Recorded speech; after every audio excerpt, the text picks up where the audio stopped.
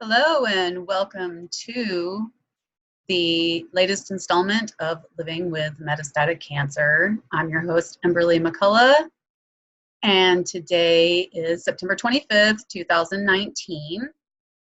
I'm so happy to be with you again, and I'm sorry that it's taken so long to do another video. I know my last video was in June, but a lot has happened since June. I was working at a retail store and they were working me too much. And so I ended up leaving in June. And then we moved to a different apartment uh, in July. And so June and July, I was really busy with packing up the house and moving. And then we just went on vacation the first week of September to the Grand Canyon, my son and we had never been to the Grand Canyon. And we also started our trip and ended our trip in the Mojave Desert, which was fantastic. I will share some pictures on the Facebook page about that trip. I did a lot of hiking. I did a lot of looking at the Grand Canyon. We hiked the rim trail, almost all of it. It's about 16 miles, and I did about 10 of those 16 miles. I went down a little bit into the canyon, but the wind was so strong, and I didn't really feel that strong. So we ended up going back. I went about a quarter of the way down into the canyon. Know your limitations, so I did achieve on my Fitbit more than 25,000 steps for 2 days in a row. So you can see I did a lot of hiking and walking, and it was a wonderful, much needed trip to nature. My son needed it. He's been working so much, and it's been really hot over the summer here. And actually, it's hot right now too, because yesterday and today the high reached 103. And we're at 103 right now. So I'm sitting inside with no water because we had a water main break this morning. And so they cut off all of our water until 5 or 6 o'clock tonight, who knows. And just, dealing with life. And yesterday I went to not yesterday, but last Thursday, I had another oncology appointment. I go monthly now, so I don't always meet with my oncologist, but this time I got a new oncologist as my other oncologist, Dr. Malhi. She is leaving to go to do some research on metastatic breast cancer. So I wish her well, and I hope that she has a wonderful experience doing that. And I have a new doctor. Her name is Dr. Hiles, and she seems really great. And I got my blood work back while I was giving her my medical history. And some good news is that my cancer marker blood test has come back in the normal range since March. Now, for those of you that don't know what cancer markers are, so in your blood, it's a blood test, I believe it's called CA15. So when you go in for treatment, they will draw your blood, and they draw several vials of blood every time. The typical one is CBC. They want to count all your liver counts and things like that. But the CA15 is cancer markers. And this is a blood test that they do to see if you have cancer cells in your blood. And so they can detect if cancer is growing in your blood by this, and this is what's called a cancer marker number. And my cancer marker number a year ago was very high. And now, for the last 6 months, it has been in the normal range. And what this means is that while I still have metastatic cancer, the cancer isn't growing anywhere. So back in June, when I did not the last video, but the second to last video, I think in March, is when I got the really great news that after just a few months on the medication, after a PET scan, I had learned that all the soft tissue cancers that were in the pleura around my lungs, in my lungs around my heart, in my stomach, in my liver, in my left breast tissue that was still left, and the lymph node in my left chest, the upper chest, they're all gone. So now all I'm living with is bone metastases. So I still have bone cancer, obviously. The cancer that's left is, there was some new cancer detected on the PET scan in March, but so now it's on one of my left ribs, it's on my breastbone, and my pelvic bone. So that's the update, but the most exciting news is that the cancer isn't growing. It isn't growing. I am on chemotherapy and a hormone treatment. You know, for those months that I was off trying to do natural treatments, they just didn't work for me. I have a form of highly aggressive cancer that just didn't respond to strictly natural treatments. So rather than dying, I chose to go the chemotherapy route again. But I still use other natural homeopathic remedies that I've talked about before on this podcast to help me reduce pain and inflammation. And I still follow a nutritarian diet, which I need to get into more. I think I'll do that on my next video. So it's basically, instead of focusing, what the nutritarian diet just vaguely does is it doesn't focus on macronutrients like carbohydrates, fats, and proteins. What it focuses mainly on is getting all of the micronutrients that your body needs. As anyone who's undergone chemotherapy knows that there's a lot of nausea, there's some vomiting. For some people, it's more. I tend to have more digestive problems.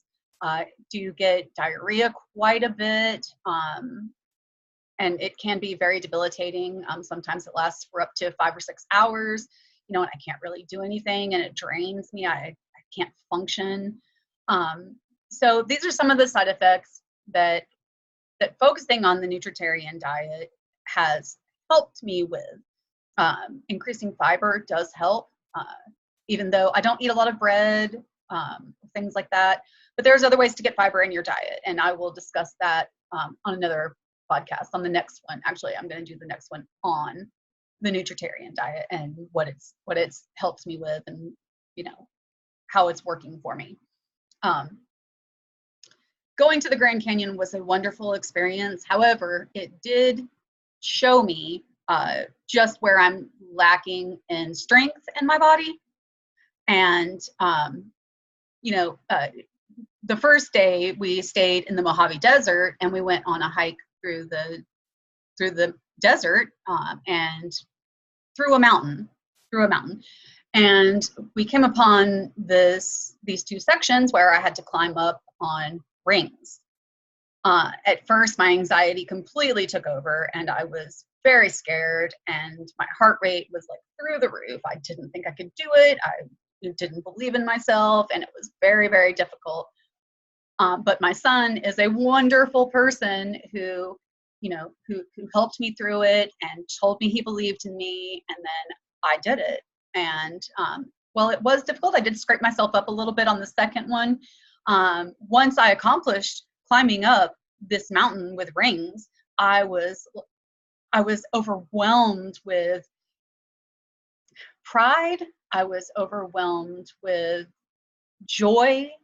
I couldn't stop the tears from flowing for about 5 minutes because I was so happy with myself that I was able to overcome that anxiety and accomplish something that I didn't think I could accomplish, quite frankly. And anxiety, you know, here's the funny thing about anxiety and cancer as well that I want you to understand. Tumors themselves can cause depression and anxiety. The medications that you're taking can cause depression and anxiety. So these are things that you have to learn how to manage, anxiety and depression, because it's not just the medication, but it's also the tumor themselves that does this to you. And so it can be very difficult especially if you've never had anxiety before. Like I never suffered from anxiety that I can remember before I started treatment.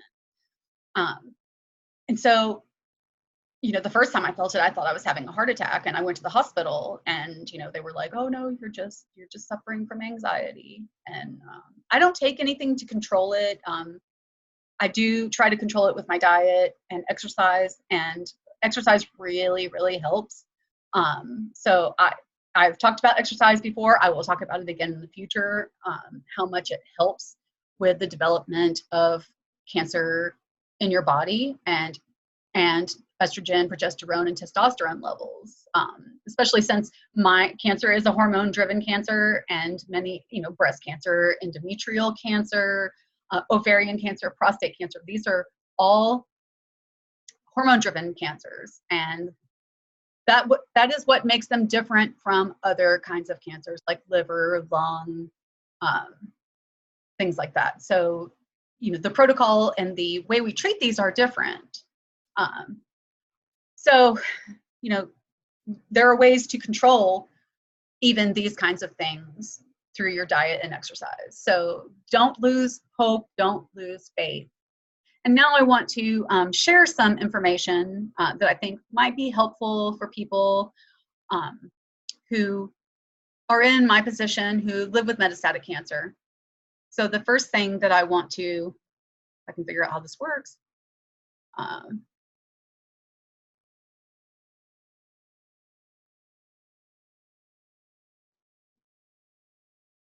see if I can get to the right page.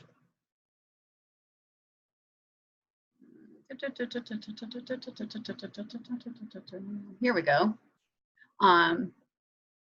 Nope, actually the first thing I wanted to share was this.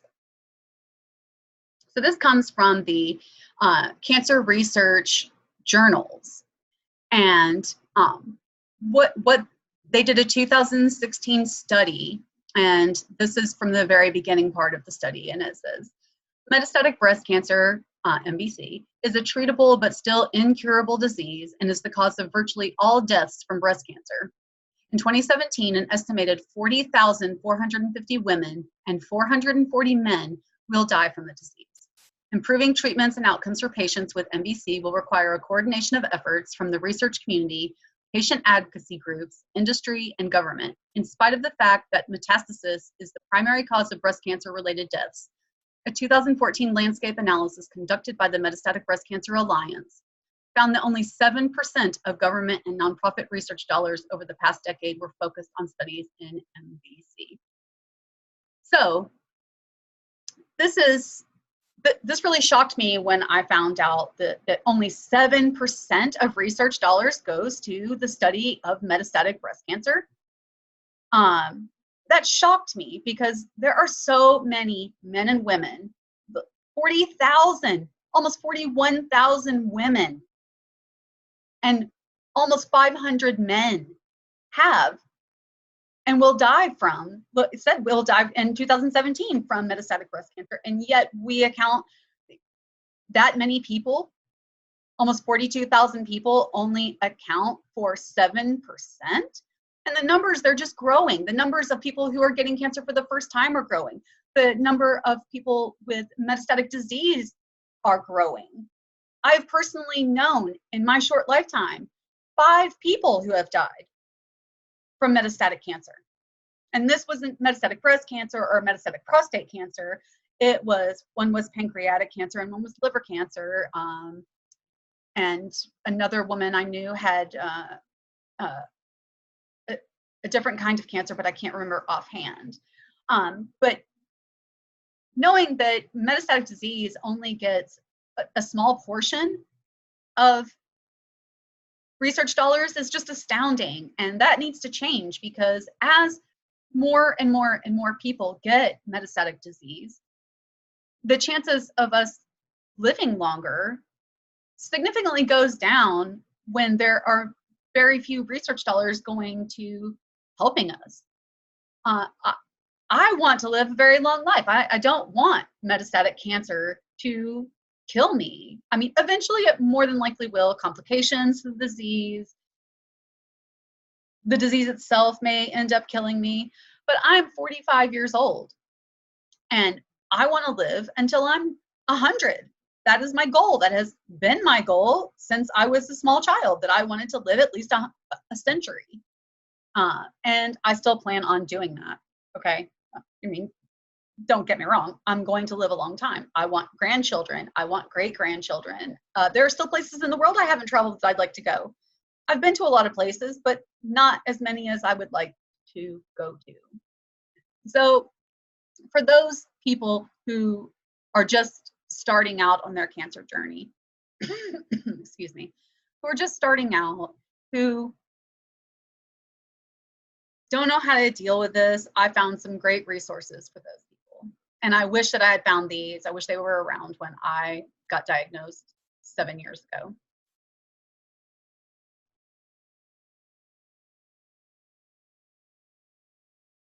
So this is a great post that was done in 2008, and I didn't know about it then, from the Scientific American. And it talks about living with cancer, 8 things you need to know. So it says, rather than surrendering to despair and impersonal medical treatments, growing numbers of cancer patients are empowering themselves with information and control over their therapies. The trend is finding acceptance in mainstream medicine and helping people with cancer lead healthier lives. Now, I will say that many doctors are still, many oncologists are still not as willing to deal with patients who are empowered. But it is incumbent on you as the patient and your loved ones to be empowered, to ask questions, to find out all the information that you can. And this is specifically about Chris Carr.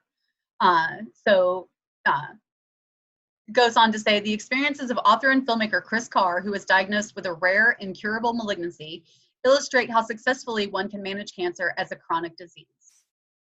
The following resource guides offer tips on developing a strategy for managing the illness, asking the right questions of physicians, which is really important, asking the right questions.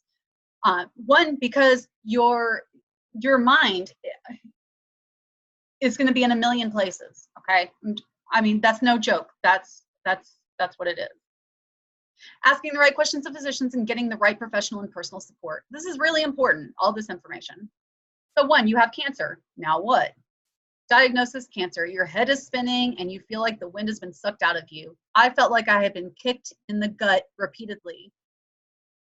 In a split-second, life as you knew it, it is gone. And that is a very true statement. Getting diagnosed throws your entire universe into a free fall, Carr writes in her 2007 book, Crazy Sexy Cancer Tips. There's no sugarcoating it. Cancer is a devastating blow, one that takes time to process. And it does take time to process, for sure.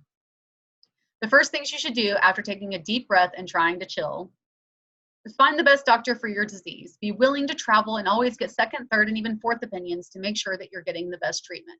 Now, a note on this. For those of us who don't have a lot of money and maybe don't have insurance, this is not possible, okay? I just want to, Chris Carr comes from a privileged life, okay? She had a lot of money when she got sick. She had a great support system. She had a lot of things that a lot of people don't have, especially poor people. I mean, really poor people get sick a lot with cancer. And sometimes they can't get access to doctors. You know, I went through this. This is a very personal story for me, but I'll just share a little bit of what I went through. So in 2013, I noticed a lump in my left breast. I was about to turn 40 in October. This was in June or July. And I called to try to get a mammogram. My insurance company at the time told me that I had to be 40 to get a mammogram. So I said, okay, or they wouldn't pay for it, even though I found the lump. So think about that. If you're under 40 and you find a lump in your body, specifically in your breast, they will not cover a mammogram unless you're 40. So I waited until I turned 40. I went to my local hospital. I made an appointment. I had a biopsy done. I had an ultrasound. I had a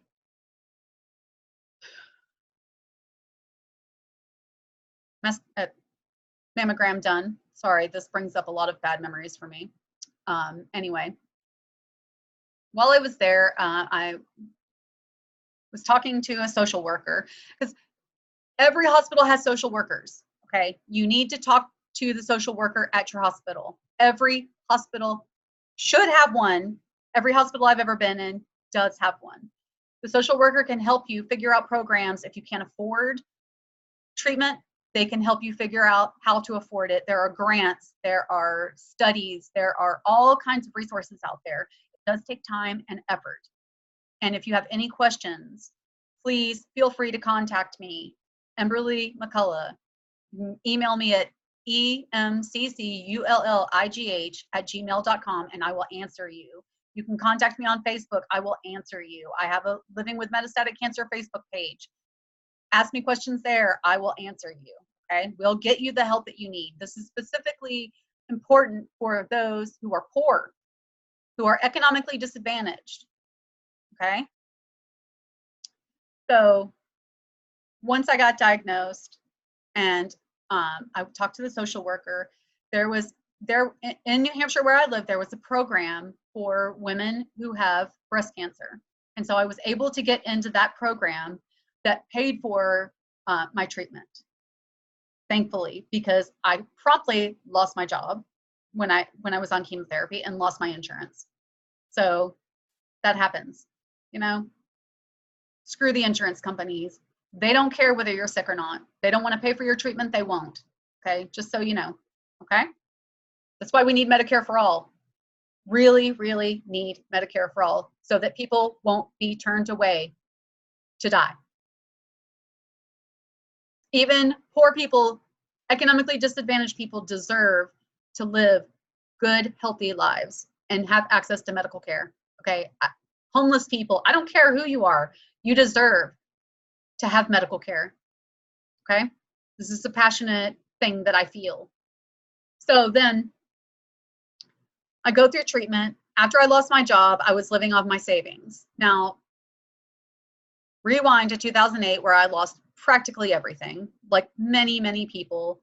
I had $17,000 in the bank, and I pretty much lived off that for as long as I could without working. You know, $17,000 doesn't go very far when you're working, when you're not working, and you're paying rent and utilities and food, transportation. You know, it doesn't last very long. And so I left New Hampshire and I moved down to Georgia, to the city where I grew up in for some of my life. But I couldn't get treatment there. I found a job after a few months. I was working at a retail store, but they didn't offer healthcare insurance. They didn't offer insurance, and I couldn't get a full-time job. I couldn't find a full-time job. So I didn't know what to do. I went to the social services and applied for Medicaid and was denied, because I was a single woman over 40 with no dependent children. So I was denied. And basically the woman told me she didn't care, that it didn't matter to her whether I lived or died. That threw me into a tailspin, and honestly, I tried to kill myself that night. I don't mean to make this depressing, but this is what happens to people when they don't get access to healthcare. And at that point, I already had stage 3 cancer that was already presenting as stage 4, because I had spots on my lungs. Sorry, I don't want to cry, but it was devastating, and I felt like it was hopeless. Utterly hopeless. I can still recall exactly how I feel. You can see it and hear it in my voice.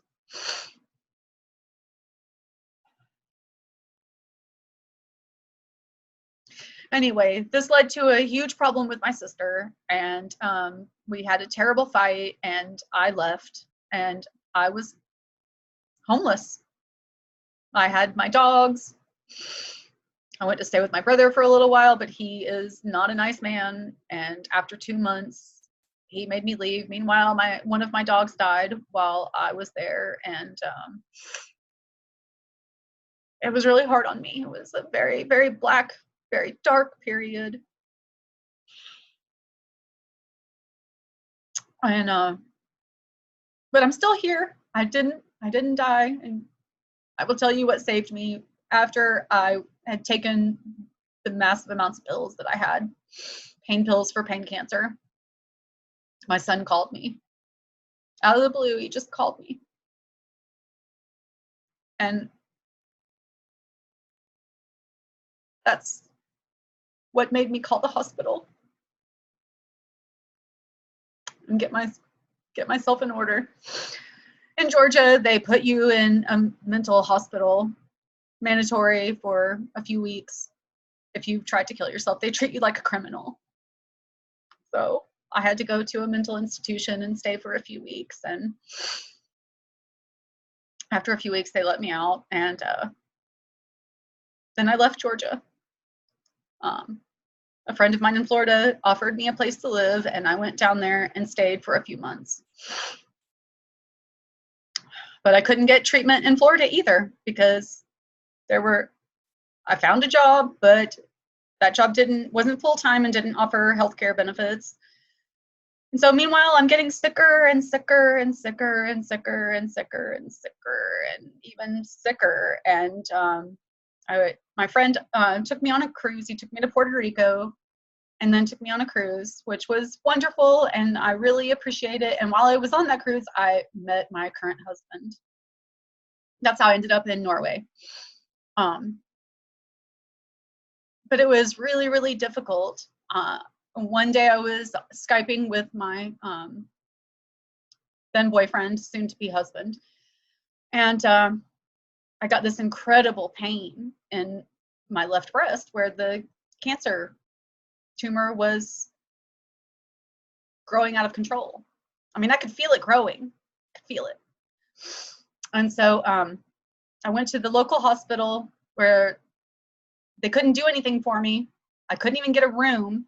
I was in a hallway in a gurney, laying on a gurney, writhing in pain, and they couldn't give me any pain medicine.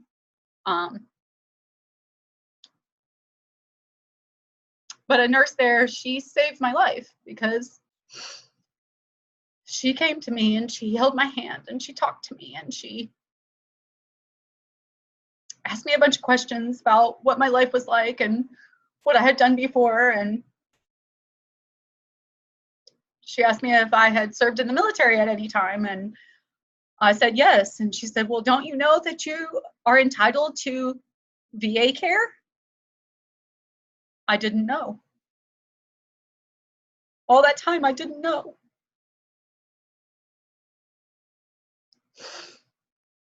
So she helped me. She went out of her way. I wouldn't be here today if it wasn't for her. She literally saved my life.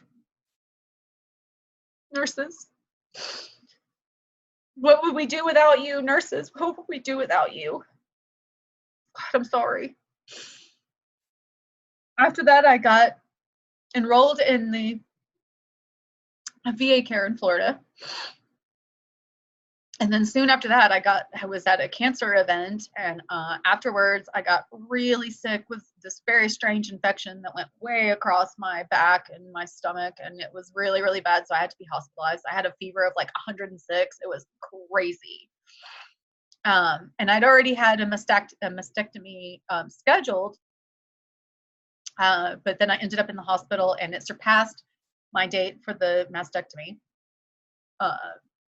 due to the infection. And so while I was in the hospital, the surgeon came to me and asked me if I wanted to go ahead and do it after my course of treatment for the infection had finished. So that was in May of 2014, 2015. So thankfully, you know, I had a double mastectomy in 2015 and survived that. I've recovered quite quickly. I was also told that I was cancer-free at that point. Then 3 months later, after I had decided to move to Norway and, you know, sold all my furniture and packed up all my stuff and put it into storage and done all that, then I go in for another biopsy and find out I still have cancer and that it's progressed. So it was a big blow, you know. Then I went to Norway and took a few months, but I finally got treatment there. That was kind of a harrowing experience as well. One I'll get into another time. My experience in Norway was not as positive as I had hoped it would be, but you know, I'm still here, and I'm telling you, if that nurse hadn't saved me, I don't know where I would be. But let's get back to this. I just wanted to relate to you my story and how this happens to a lot of people. I'm not the only one. So getting second, third, and fourth opinions, that's not going to happen for a lot of people. But what you can do is design a healing plan.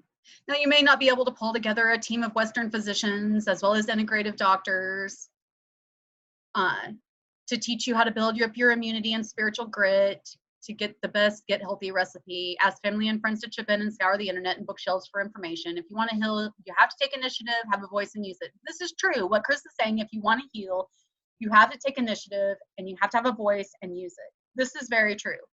But a lot of people don't have the ability to pull together a team of physicians and integrative doctors. Okay, they just don't.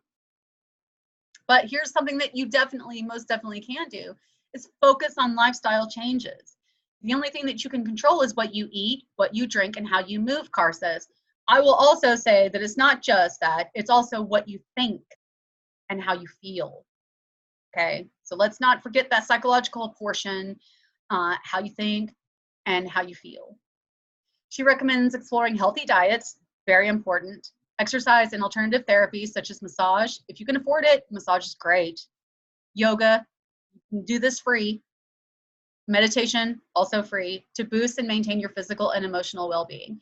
I can't overemphasize how much your emotional well-being is important. Living with cancer is a difficult thing. There are so many questions. There's doubts, there's fear, there's so much that goes on in your brain. You have to find ways to let those feelings go and deal with them. And one of the best things that I've learned through Buddhist meditation is that we need to feel our way through our emotions. Like I just got really upset reliving that story, that past story of what happened to me. Okay. But I didn't lose control. And that's what meditation has done for me. I don't lose control when I get upset anymore like that. I do cry a little bit. My voice changes. I do get upset, but I don't like get hysterical anymore like I used to, you know. So that's really important. Your emotional well-being is managing that is very difficult.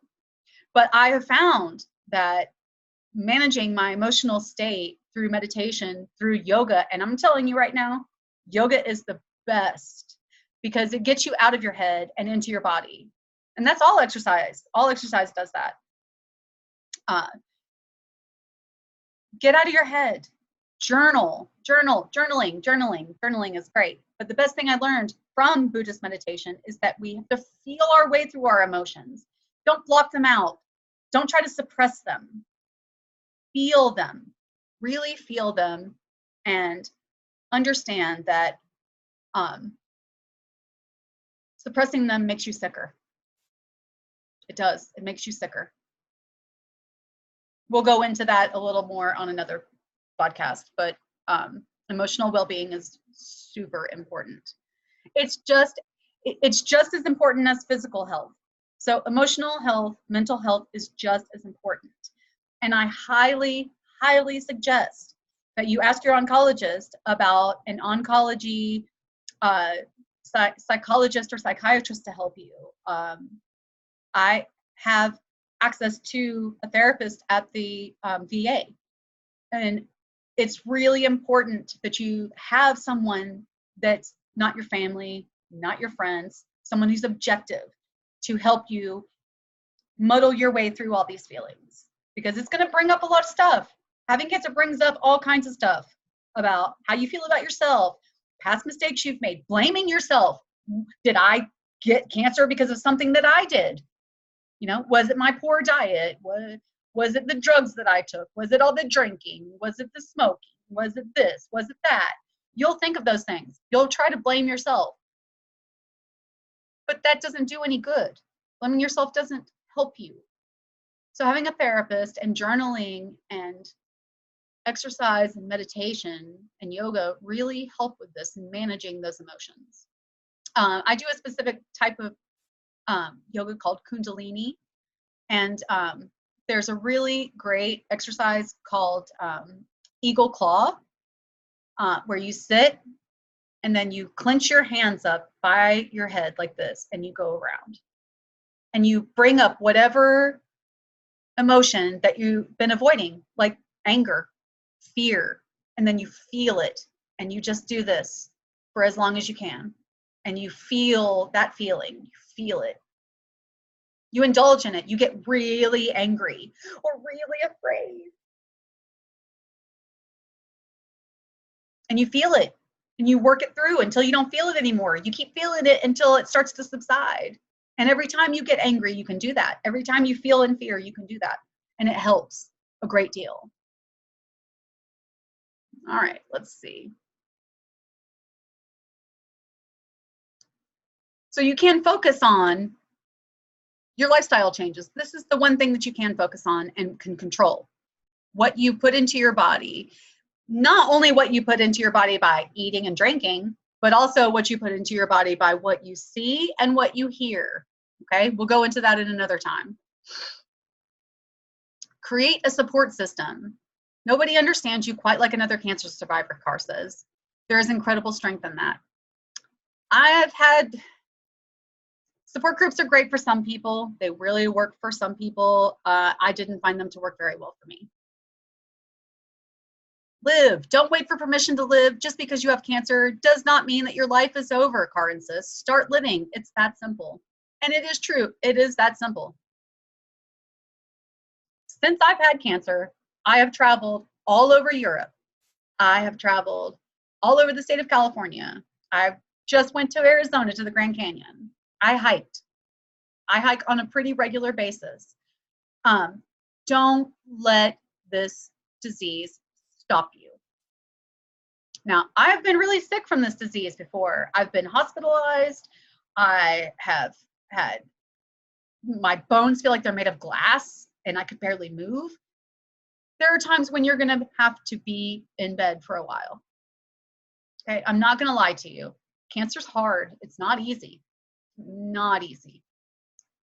But those hard days don't last. Just so you know, they don't last forever.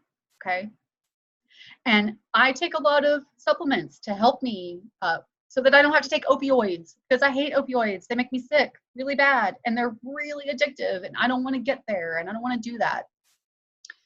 So a little turmeric with black pepper and oil or avocado or some nuts, some kind of fat will help control the pain and inflammation in your body. It's true. I use it every single day, day in, day out. Even on my oatmeal, I sometimes have spicy oatmeal where I put turmeric, black pepper, cumin, hot stuff, all kinds of yummy garam masala. I make it spicy and delicious. So don't limit yourself on what kinds of, foods. Use spices, use herbs. They're great for you. Get some dandelion tea. Yes, helps with your liver. Yes, good for you. Okay, we'll go into that some other time about specific foods and drinks you can take. This article goes on about questions to ask. Now, this is super important, especially when you're first starting out in your cancer journey. Studies show that cancer and other patients who arm themselves with information typically fare better and experience fewer side effects than those who simply follow doctor's orders, no questions asked. Being informed gives them some control over their disease, and that feeling of empowerment plays a role in the healing process. Number one rule, do not be cowed by your doctor. Ask him or her to explain anything and everything you don't understand. Prepare questions in advance of appointments. This is key. To prepare questions in advance of appointments to reduce stress and the odds of forgetting any, and bring a notebook to jot down answers and other important info. When I first got diagnosed, I brought a friend with me to all of my oncology appointments because I was emotional. I wasn't hearing everything because I was very emotional. She was not emotional. So she recorded everything the doctor said. She would ask questions that I had asked her to, or things that she thought of that she thought needed to be asked. So if you can have an advocate at your side to help you ask questions and write down information for you, she was a lifesaver. I really appreciate her. Okay, so find someone that can do that for you because it's really, really helpful. If not, if you have an iPhone or an Android phone, there's a voice recording feature on your phone. I mean, you have to ask first, but I've never had an oncologist tell me no. I've never had a doctor tell me no that I couldn't record the conversation. Of course, I don't share it. It's just for my personal usage, okay? So don't be, uploading it to Facebook or YouTube or something like that, okay?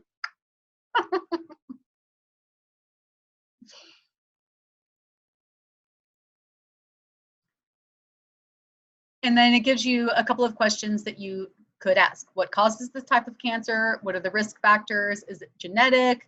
Are my other family members at risk? Now, when I got diagnosed, I did ask this question, is it genetic?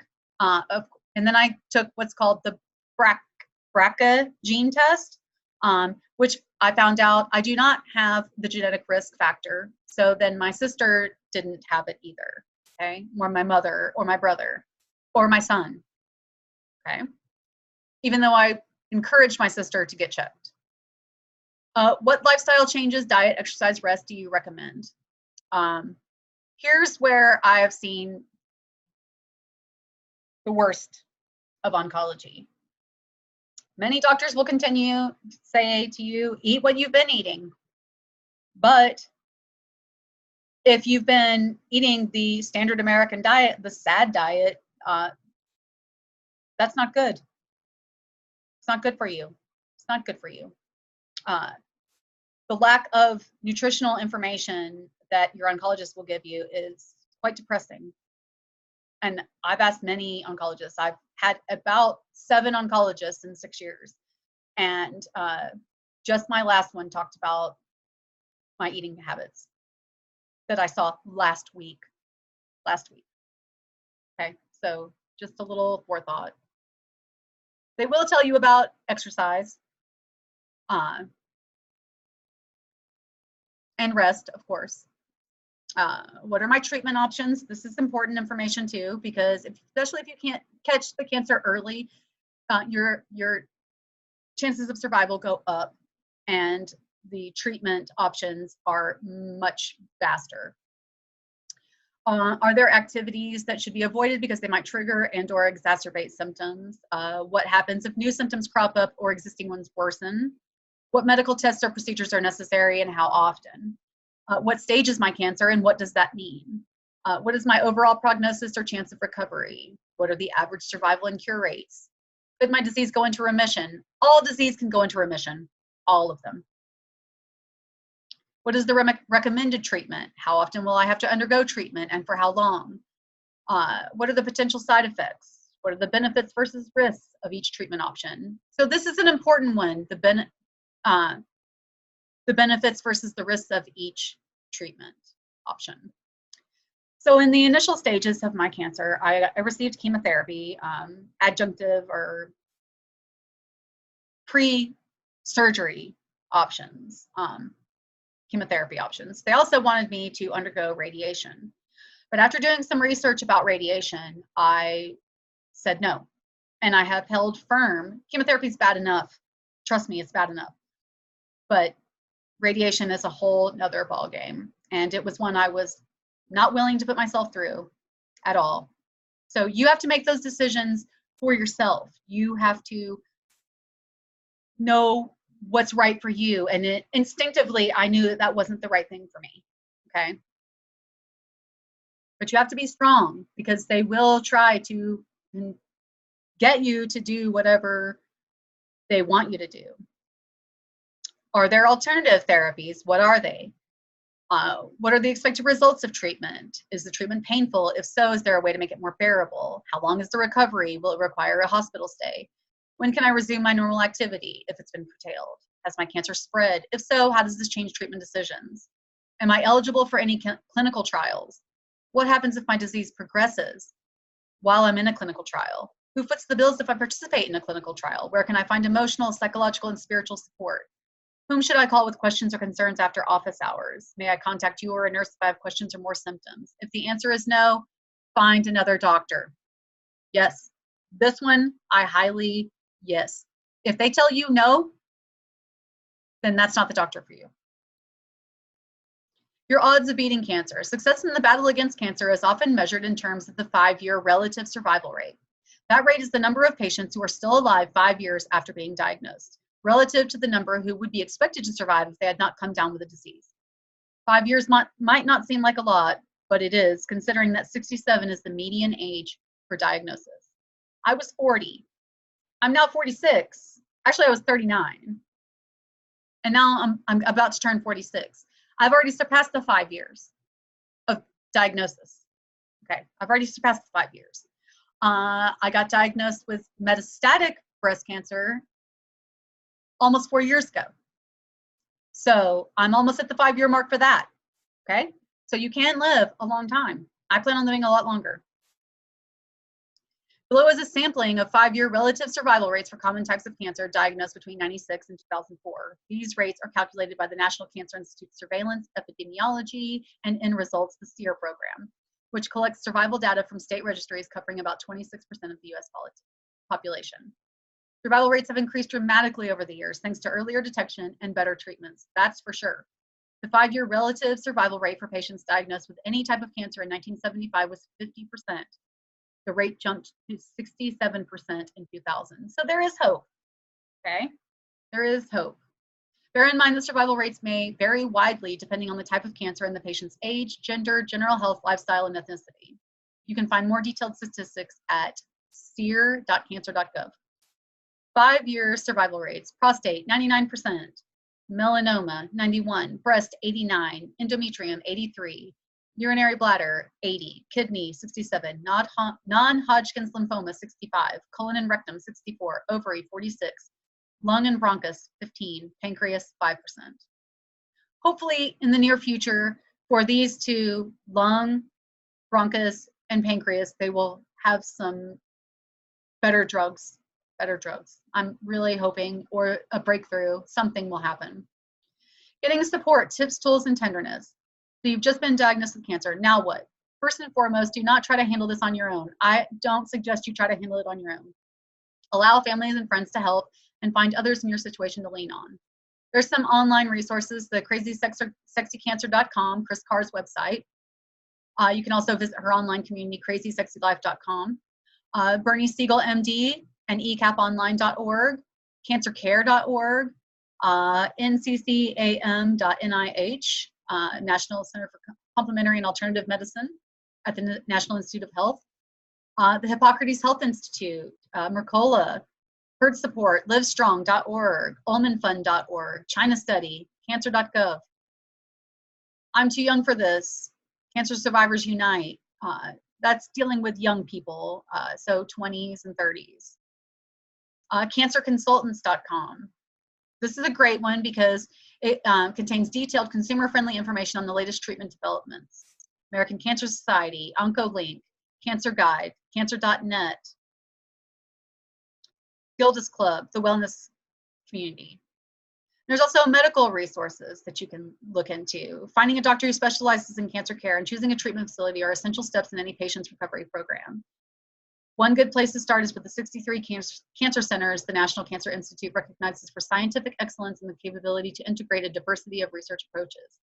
Now, this is all well and great, but for those who are in rural areas or who don't have access, you'll have to rely on your local hospitals.